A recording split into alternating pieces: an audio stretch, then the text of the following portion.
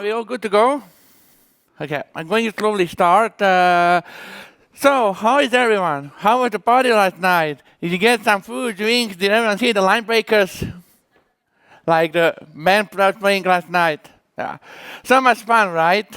So, hi everyone, my name is Ante Tomić. I'm a senior software engineer coming from InfoBip. And the talk that I'm doing today is actually a follow-up to the talk that I did last year at DevOps UK, which was about the hearing impaired accessibility, as I am personally 60% deaf in both ears. So I'm actually also the one person who is living accessibility basically every day for my whole life.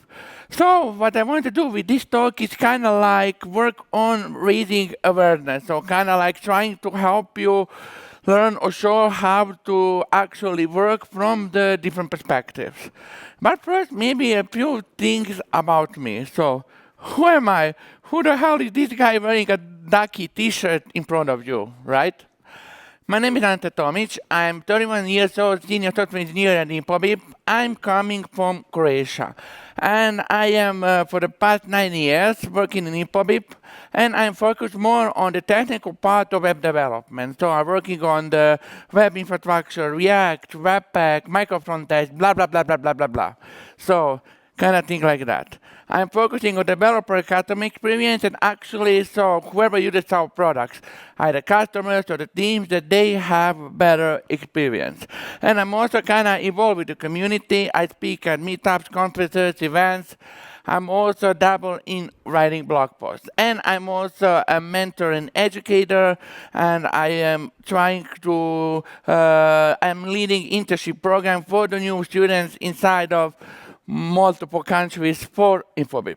So I also love traveling, I love photography, and I love ducks, as you probably noticed by the duck t-shirt. So, and I love collecting travel magnets.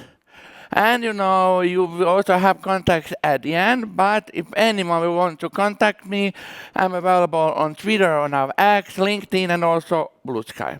But let's get started. Why can I talk about this? This talk is actually based on my own experience. It's at least partially experiential talk. As I said, because I have a partial hearing loss, so I'm 55% deaf in both ears. And I also have put subtitles at the bottom, as you can see, as I wanted to, you know, whoever wants to check the talk, that they can be able to do it without any issues, even if someone can't hear. And why I'm talking about this? Why is this information important? This allows me to actually understand what a struggle someone has, what others feeling, because those are the struggles I'm going on throughout my whole life. And being able to understand, being able to put myself in those shoes is actually what allows me to get to that, concept of empathy. Because some of the words that are shown here, like compassion, empathy, connect, listening, feelings, mutual awareness, giving dialogue, insight, those are some of the things that are actually directly related to empathy. And of course, when we talk about accessibility, it always starts with awareness, like either following the rules or whatever is happening, and it ends up with empathy. And what I will show you today, what is important, is that we go beyond the typical rules. So we do have all of those guidelines, requirements, and such, but we should go beyond that. We should take it like a step further. Because if we take that collaborative approach, if we do it to achieve what we want to achieve, awareness will actually help us understand all of the needs and abilities of people. But since we want to understand such of those challenges that are happening, what we want to do further is we want to be able to put ourselves in those shoes. Now, I will touch on accessibility, some examples, but I will focus more on the part outside of accessibility so that we can have more time for directly empathy-driven development, and so that you can get awareness about why it's important and such. And we all know already that, for example, people who have visual impairments will always rely on screen readers, which is kind of like expected. And that means that they need to ensure that the developers need to ensure that their products are built for that, all of the standards, area labels, and yada, yada, yada. So that all of those things are actually covered. But with empathy, we actually are talking about the why of the development. Why do we need to do something? Why we need to go beyond awareness and put ourselves in another's shoes? Because we want to imagine the experience of people and know to actually understand why is it this like that. Why do we need to create software that's not only accessible but also emotionally accessible so that it's easier for people to use? And this is not just about technical feasibility, but it's actually about understanding what makes us as humans comfortable with using some product. Because I will talk about some examples like in oral, but I want to mention one very frequent example that's related to my hearing loss. And those are subtitles. So if we have, for example, captioning for deaf or hard of hearing people, what happens is I'm hearing impaired. I have 55% hearing loss. And whenever I'm using some product, what I actually always look for is captions. Because the method about how I'm working is I'm using a lip reading method that is called decoding. And that decoding actually means that I understand usually about 40 to 50% of the things that were said, not more than that. So most of the time, whenever someone talks to me, I'm actually guessing what was directly said to me. So that's why captions help me a lot. But not just normal subtitles, for example, like this.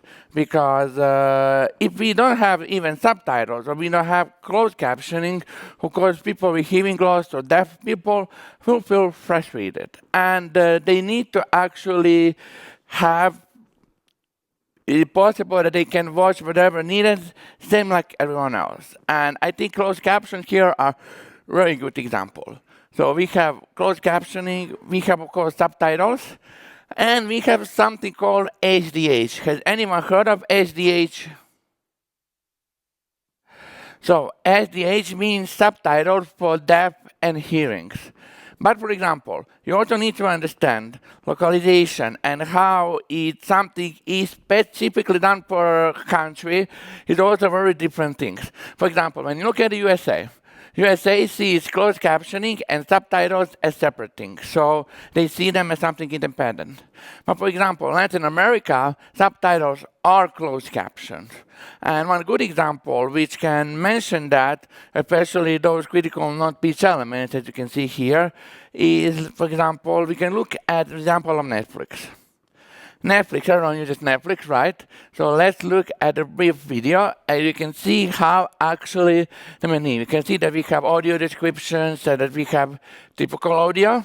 And you can see here on the right side, on the subtitles, we have some without CC closed captions and some with closed captions. So, for example, if you look at Netflix example, what you can see with those CC, that is SDH. That is subtitles for people who are deaf or hard of hearing, because they can use that actually see just like how we were able to see here. So they can see when someone whispers, when someone does some actions, and similar. And of course, also Netflix itself says that they have titles with available subtitles for the deaf and hard of hearing, and they say where to look for it. And of course, they also note out that some shows won't have it, so what is expected. But what I really appreciate, for example, on the example of Netflix, you will always see when it has audio descriptions or subtitles for the deaf or hard of hearing.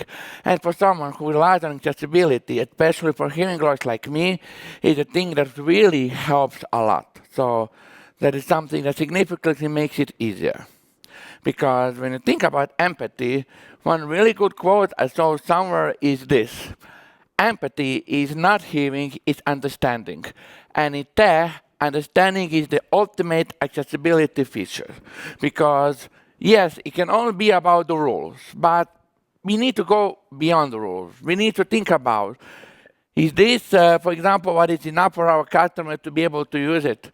For example, Maybe will, maybe won't, but that will frequently depend. But I also want to mention, let's say, two examples. As I said, I'm a hobby traveler. I love traveling, and I always do it whenever I have time. Like, I always make sure to visit one or two new countries or locations per year, for example. Now I was in Ireland last week. I'm going also to another vacation in 1 month, and I'm planning something in the fall, and like that. And I had some experiences, like a lot of experiences. One very positive experience I had with one airline, for example, which is Polish Airlines and LOT. For example, as me, for someone who is hearing impaired, I really appreciate it when I needed, for example, talk with LOT. A few years ago, I had a situation where I had overweight luggage. And what happened with that overweight luggage was that I needed to contact them somehow. And then when I went to their website, I saw that they actually had different valuable contact information. For example, they had Messenger, they had WhatsApp, and they even had like a contact form if you need a longer explanation. And for example, that was something that made it easier, because when you look at the hearing impaired accessibility, what is usually the case is that sometimes you won't be able to actually contact people, like order for people to contact you or a phone call. So you will need to offer different ways of communication. So I really appreciated that this was available. For example, I had a situation, I needed overweight luggage, I was talking to the agent over WhatsApp, and he gave me all information, gave me payment information, and we covered everything in like, I don't know, 15 minutes. So it was really easy peasy lemon squeezy, right? So it's really something that helps. But also, if you know you want a tender way communicating, they of course also offer the tender phone number. But what I really also appreciate, now, if you want to maybe understand how is it for people with hearing loss, if you want to learn how we think, from your perspective, when people have hearing loss, even partial deafness, well, the situation with them is that they actually need more time to process information inside of the brain. So usually we need to, think about what is said, what is written, and I usually need at least like 30-40% more time to process everything inside of my brain before I can understand it.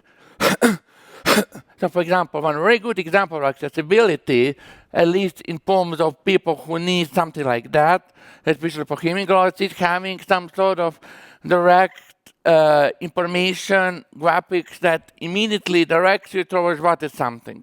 Because having information like this, for example, helps you immediately understand what is going on.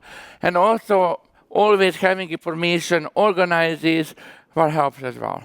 But this is one positive example. I want to talk about one more example. I wanted to originally use one different example when I went to Estonia a few years ago. But then I had a different experience in the meantime, which let me just point out. I was in Greece, and I visited very beautiful city of Thessaloniki. And what I had is one experience with it. And I want to make this exactly sure.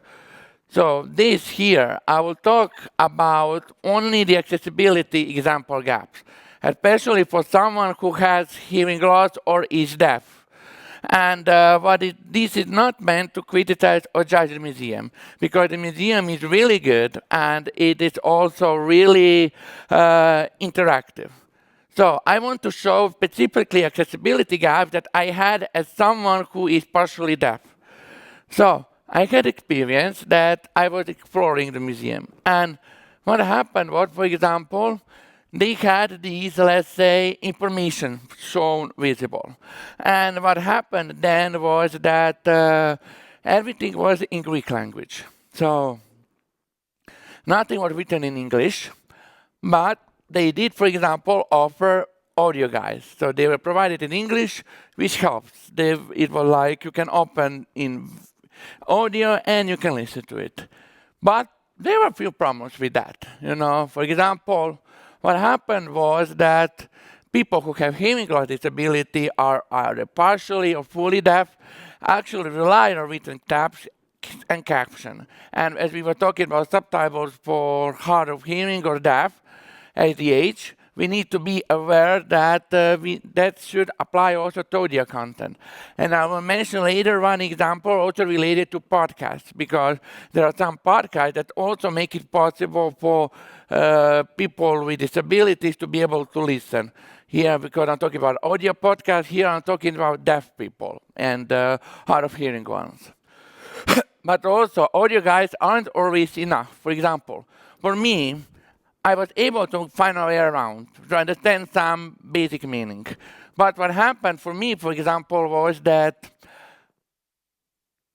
it was hard because they usually had like one audio per the whole room. It was hard for me to connect what is for what. I would maybe be able to understand like in general sense. And because I have partial hearing loss, I wasn't always able to fully understand or be sure that I correctly heard what was said, you know. And despite this, you know, the museum was really good. Like, I would give it 4 stars out of 5. And one interesting fact, when I checked the Google reviews, actually, a lot of people actually gave it like 4 stars out of 5. They said also the same thing like me. They really liked it. It was interactive, but they were missing English written no information. But for example, why this is important? So he's struggling to understand the foreign language. Do you think that this is related to accessibility? Who thinks it is related? Well, it is. Because we have one example I'm going to show soon, so that you can put yourself in your own shoes. But there is one important thing to say, and that is that disability is not a personal health condition. And I want to actually challenge your thoughts regarding disability, because disability will usually happen at a point of interaction between the person and society. So usually when we have some of those mismatch interactions, we will have usually physical, cognitive, or social exclusion. But when we have such those mismatches, it will be actually our responsibility to know how those applications or actually difficulties can affect us. Because those points of exclusion can give us a chance to actually make it easier and make it better for the customers. And as I will mention later, there was one very creative example, which actually won I Nobel Prize, like for creativity. No, not Nobel, but it's called I Nobel, I think. And it was about creating a fire alarm for the deaf people. And I will show that later. But I want to focus on, this. I wanted to ask all of you, have you ever experienced a hearing disability in your life, at least temporarily? Well, you're right. So all of us have experienced a hearing disability at some point, because I will explain soon how, but we have also something what is called disability spectrum. Like, we can have one solution and it can serve many. Now, I took these examples from Info with Inclusive Design Toolkit, because I found them useful and, I colorized them so that, you can make it easier to check. But let's actually look at a few examples. I can have, for example, touch-related disabilities. Let's say one arm, I can have injured arm, or I can have, like new parent. So all of these are some kinds of disabilities, right? And for example, those are now touch disabilities. And we have situation where this is, for example, permanent disability, or this is temporary disability, or situational disability. And if we want to define them, we also have the information that permanent disability is something that affects us our whole life, like, for example, my partial hearing loss. Temporary disability is something that happens for some time and then it passes. And then you can have situational disability, something that happens according to contextual limitations. Now, why did I ask you about disabilities? Because all of you have experienced situational disability at some point. For example, one very frequent example of situational disability with hearing loss is that you can have, let's say, you are on the bus or the train and you are not able to hear the other person very well. So what will happen then is you will have difficulties because of all of the noise. Or you are in the noise and you want to watch some video and you have to watch it on mute, because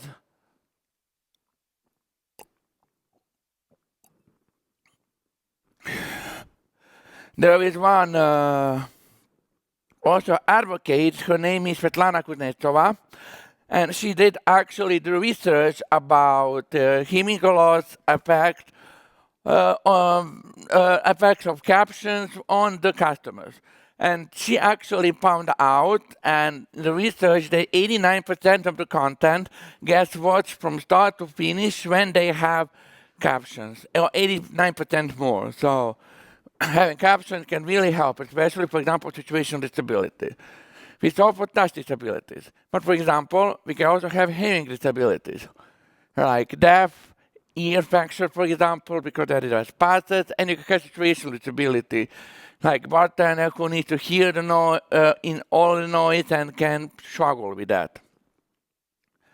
Then we can have seeing disabilities, like permanently someone is blind, temporarily someone has a cataract, and situationally, for example, distracted driver, like you are driving and texting on your phone, So, because you are not then able to see temporarily.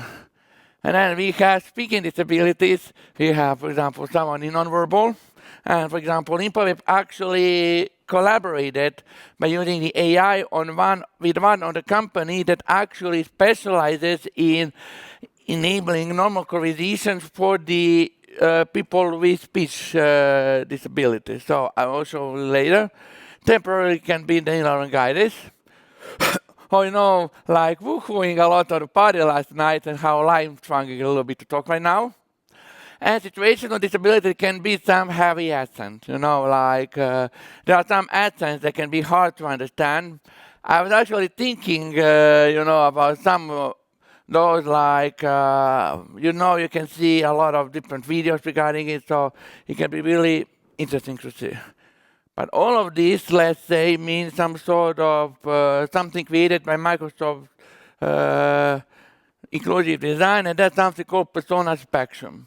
This is kind of like some sort of quick tool so that we can actually foster empathy and see how actual solution can scale to different audience. So we need to be aware how some mismatches can happen, and we can get motivation from that and see how we can actually do it better. And we can see how specific disabilities can actually happen for permanent, temporary, or situational disabilities. So I think this is a very interesting example to see, because when we talk also about empathy-driven development, we talk actually about the concept, about the way of approaching things. So the empathy-driven development is purely based on that. So you can put yourself in the different shoes and you can understand what are the problems, what are the struggles, and how to do better.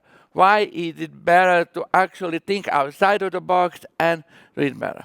Now, I want to talk briefly about WCAG 2.2, Web Content Accessibility Guidelines.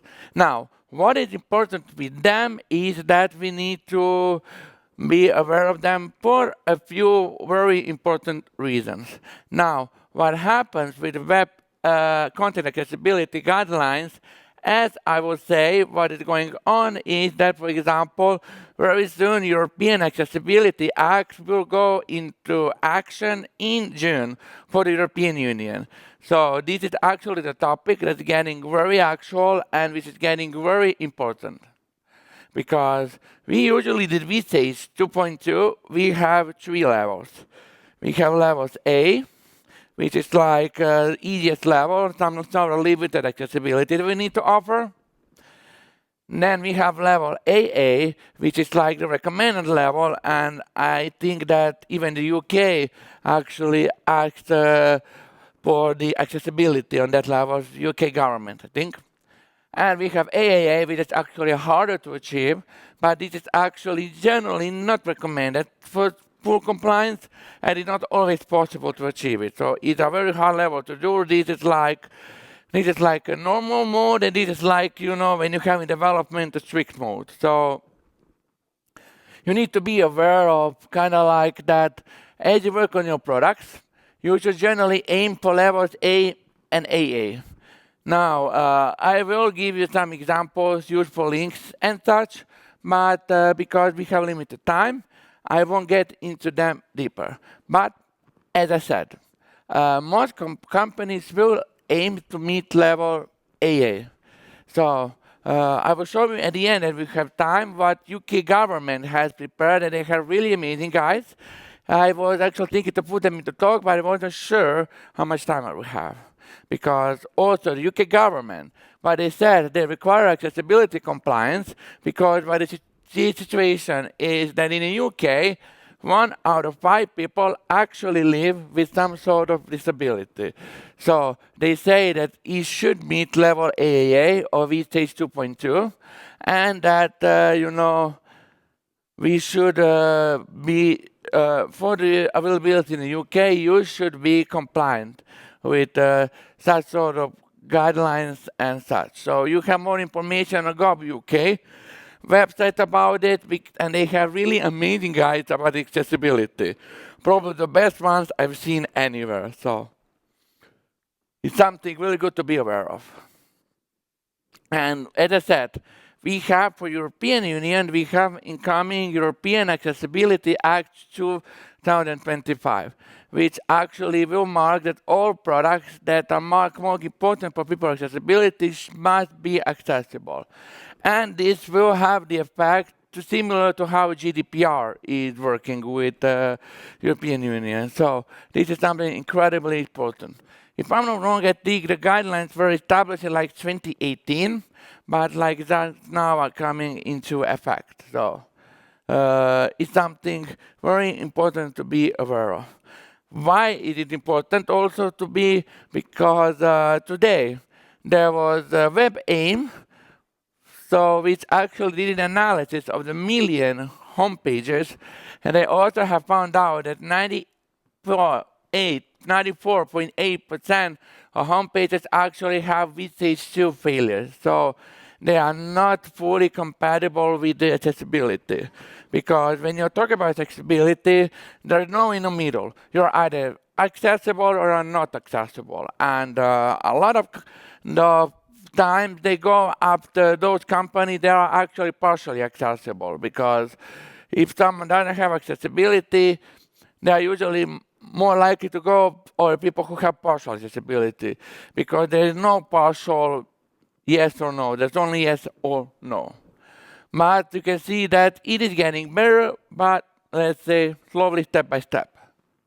And there are some stuff which are usually, like issues, and you can see here, I wanted to purely show this diagram, what are the most detected issues on those million pages. So you can see how it was analyzed. If you want to check more, there is webaim.org projects million, which is very useful to check. Really great guide, and I hope can be eye-opening about what is potentially missing, what to put your awareness about. Because when we have stage, we're generally talking about 4 categories.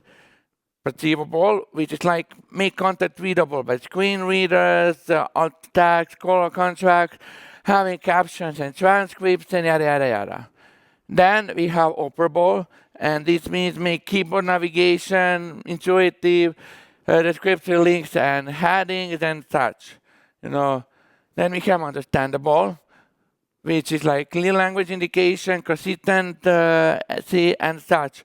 And for example, this is something I have personally worked with a lot, because I'm also in an EPUB focusing a lot on continuous localization, which is also localization is visible as important part of understanding and accessibility.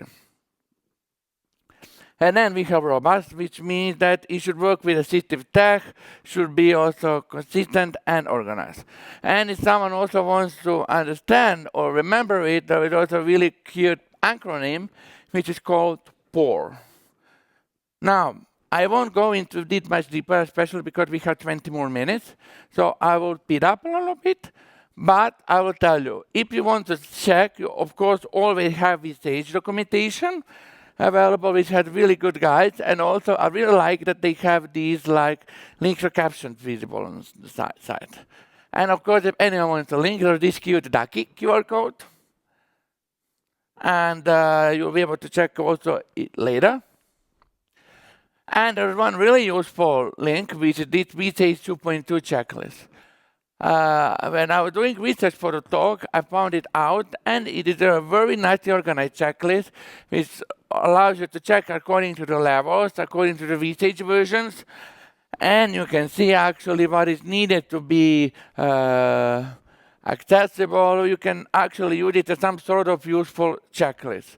So when you're talking about empathy-driven development, of course, we should aim to meet all of those, but empathy-driven development also teaches us to go a step further. And I want to mention you one more useful guide, which I found out by Intopia. They made the VSAGE 2.2 map, which is incredibly useful to check also, and how to say, it has everything, all of the accessibility,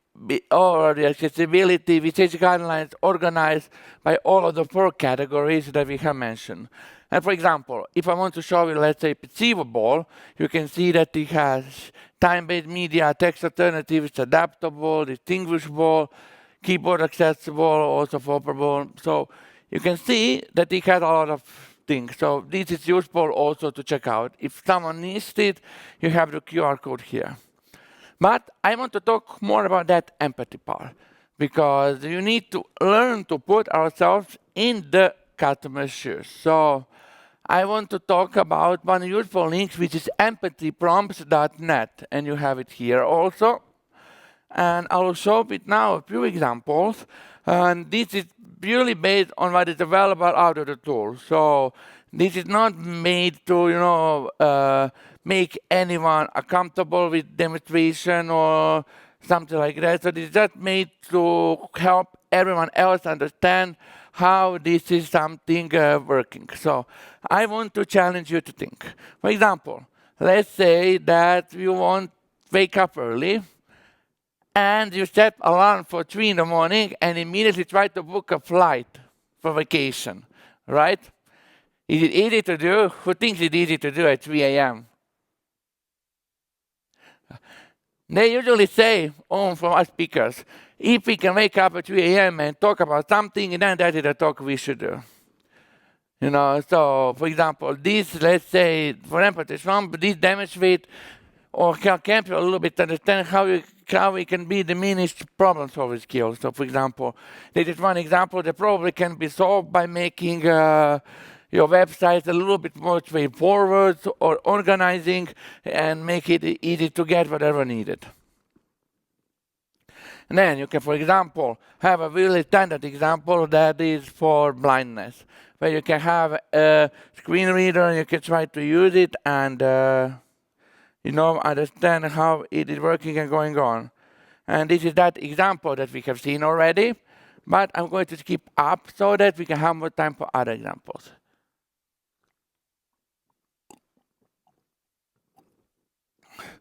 Now, I found also this example. They had this example for dyslexia simulator, where you can also understand, for example, an example of Devox UK website, how someone with dyslexia might see the website, for example. Because when you have dyslexia, what can happen is now you will see that I will scroll down, and you will be able to see how, when I activate dyslexia simulator, how it will basically change the order of the words, So you can actually see, and as I said, I want to basically help raise awareness. And you can see, if you haven't seen this text before, how harder it can be to understand So what is happening and, such. So this is something good to see. And now my personal favorite, translator for English as a second language. Who here is not a native speaker of English? Okay, so I want you to try to understand this text. And can someone tell me who can understand it?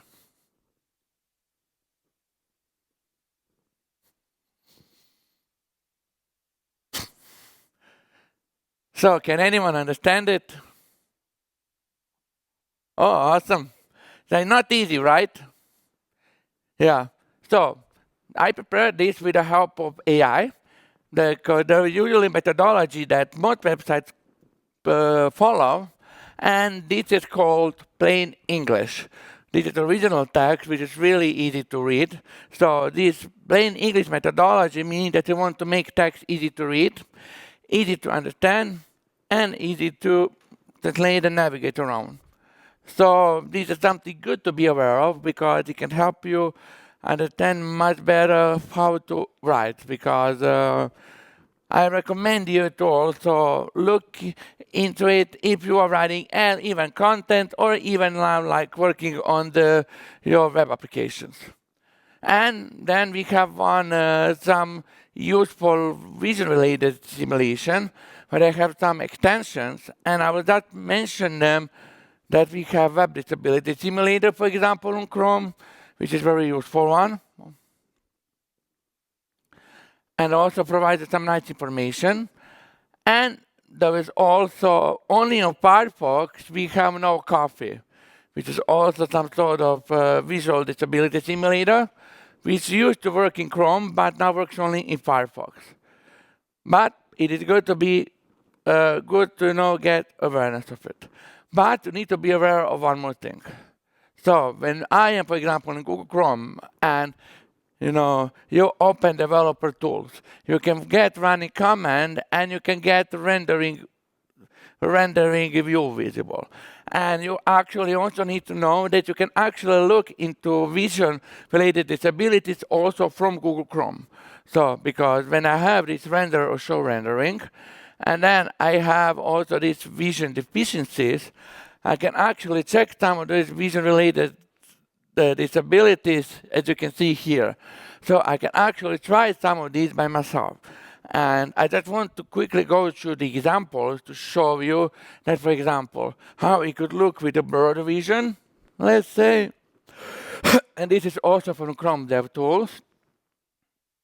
Then we can see with reduced contrast, also prepared example from Chrome DevTools.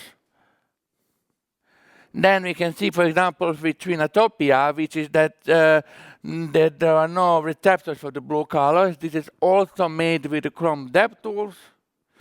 And for example, I want to just briefly mention that if you want to check cataracts, and usually high contrast mode is good to understand. And now I'm not sure how accurate is this one, but this is for cloudiness or cataracts from no coffee extension. The one is only on Firefox. I'm not 100% sure how accurate this one is, but I wanted to put it just in case. But also, when we are talking about empathy-driven development, as I said, this is about the way how we approach things. So when we want to apply empathy-driven development, it's good to get to know your users. So you need to know what types of users will use your product, what is their standard way of using, what is their problem. For example, we in Impo, usually for preparing products, we use customer analytics tool to achieve that, because that allows you also to track how they are using everything. Then you need to be, you shouldn't focus just one group. Focus on everyone from the start, because when you focus on everyone from the start, you will also ensure that you have accessibility right from the beginning. And there are a lot of useful guides for inclusive design patterns, including usually some sort of libraries or such, which actually are made accessible from the beginning.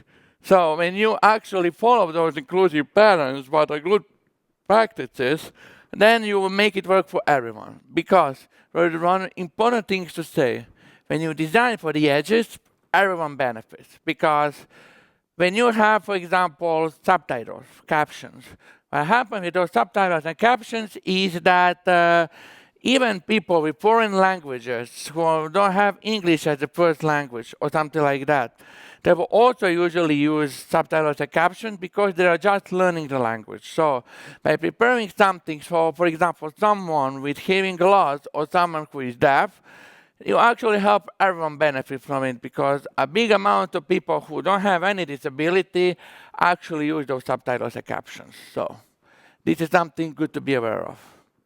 But now, this methodology which I will mention, which is useful to be aware of, this is, for example, something that can be applied in different ways. But this is something that is like where you start from building some sort of strong foundation. And then once you have some basics covered, then you can go deeper and start adding more, start adding some more advanced features. And for example, when you do progressively like that through iterations, this is actually something that is called with progressive enhancement. So this allows you to ensure that your product is still usable in basic levels, but you actually take advantage of those capabilities and take it a step further so you can make it a natural fit, you know? And this is something that, as I said, that's called progressive enhancement. And I have one perfect example to mention for this, and this is podcast. And for example, this one unusual example, this is called This American Life Podcast. But what is very great things to say is that they actually offer full text-based transcripts and also mark the currently active parts for the people who are either deaf or hard of hearing. So you can actually see and everyone can actually listen to the podcast. And when you think about progressive enhancement, you can, for example, say the core content is having some sort of podcast episode available with audio content. If you want to have a basic enhancement, that could, for example, be having some sort of plain and basic text transcript, which you can read. And if you want to really have advanced enhancement, it is providing some sort of interactive transcript that highlights the portion of text currently spoken. Now, why am I mentioning progressive enhancement? It is because it is a concept that is useful to, apply to parts of the application you're working on. Like usually, it will be easier, like you start from some basics, you build up those basics, you get foundation for everyone, and then you can progressively enhance it for everyone. And in terms of accessibility, that is useful. And for example, we did something similar in InfoBip with navigation. We built up our navigation, we made it with some basics accessible stuff, and then we did a proper full accessibility audit, and we checked what was missing. What should we do to make it like 100% fully accessible? And we did it like iteratively, and over a few weeks, we made it fully accessible and like that. Or even first made it even responsive for mobile phones and such. And why would we do this? You get some sort of inclusivity, you get scalability, and you optimize for everyone, because not everyone will be the same, And, if you think about it, it is basically like generating a building. You have core content, which is foundation. You have basic enhancement, which is walls and roof. And you have advanced enhancement, which will, for example, be some sort of interior design. So you can actually think about progressive enhancement as like building a building, So this is something good to be aware of. And, I want to talk a little bit about some creativity, innovation, and future. And I want to focus more on a few different kinds of disabilities. So I have one example for speech, one example for hearing, and one example for motor disabilities. First, I want to mention one product which won actually Time Best Inventions in 2024, which actually collaborates with InfoBit to prepare the product, and that's the WISP, which actually is a safety voice application for people who have voice disabilities. Because today, we live in the world where communication is everything. So, and with speech impairment, it can be a constant battle. So that is actually something that people who struggle with speech or even hearing actually face daily. So we have WISP, which actually also offers you the option that they realize that Whisper is actually easier for people with speech impairments to, it's easier to communicate for them with Whisper. So they made that. We have the AI tool that you can whisper and it basically converts it into the real voice. And it's, for example, one very good example how AI will be able to help with disabilities in the future. And if you will want to learn more, there's actually one article which explains a little bit more about how WISP actually integrates with the speech impairment and how creatively it can be used, especially when you can understand the problem's issues, so you can check it out.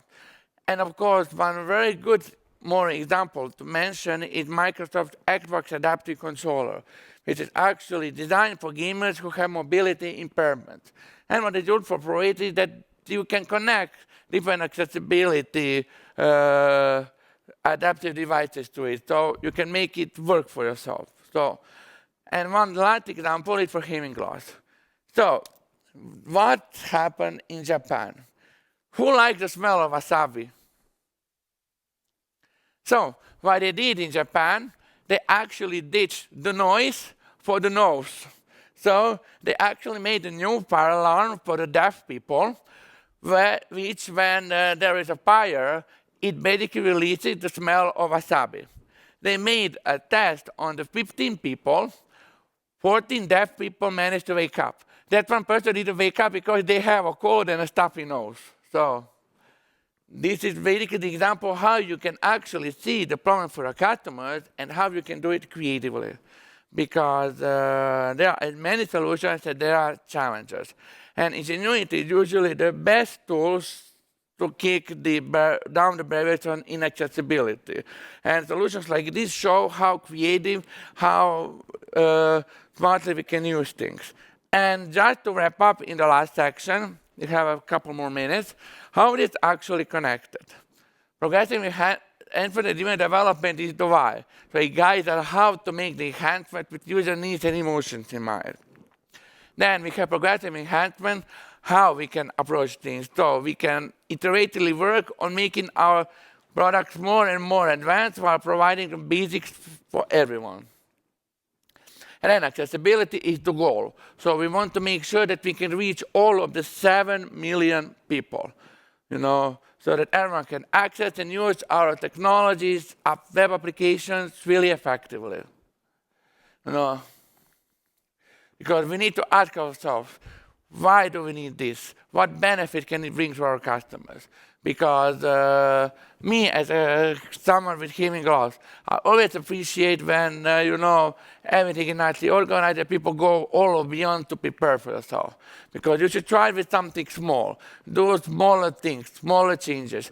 Educate them, show how to do it, for example. When in InfoBit they were doing accessibility, they always send some sort of courses, guides to actually show how to do accessibility testing. Then try to exercise, try to put yourself in the different perspectives. And consider accessibility from the start and celebrate small wins you get with it, because any milestone is important. And empathy is crucial. Just to summarize, accessibility benefits everyone.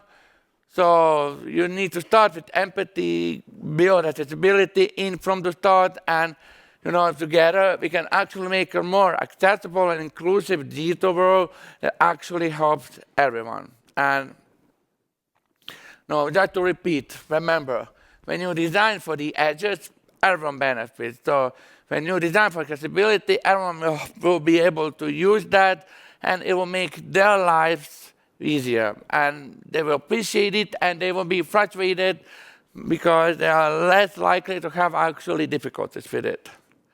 And I added some previous link. I hope the link will work because I added it just like 15 minutes before the talk. But, I also left some stickers. And there is also the InfoWip Discord link here. I'm going to also leave the docs and such also at the stickers table at the top. And if anyone wants to connect with me, I also have these cute QR codes, but you can send me, you can follow me on Twitter or X now. You can send me the invitation or follow me on LinkedIn, or you can also add me on Blue Sky. I actually have just set up my Blue Sky like a week and a half ago, so it's something I've freshly done. And if anyone wants to find my profile page with all of the links, and also links to my blog post, there was also this short link, and there's also this nice QR code. And I would like to thank you all for listening to me. If anyone has any questions, I will be all around the venue, like during the whole day until the end of the conference. And I hope you will enjoy the rest of the talks here. And I hope that I managed to show you how you can open your perspective to something new and so that you can learn how to do better. Because remember, empathy-driven development is about methodology, about how to approach things. Because when we go beyond the accessibility checkboxes, the guidelines, we can make everything better. And we can actually see what our customers precisely need. And that's actually the point of empathy-driven development. So learn to put yourself in different shoes. If you need more on how to approach it, I recommend doing research because there are a lot of great materials. So thank you.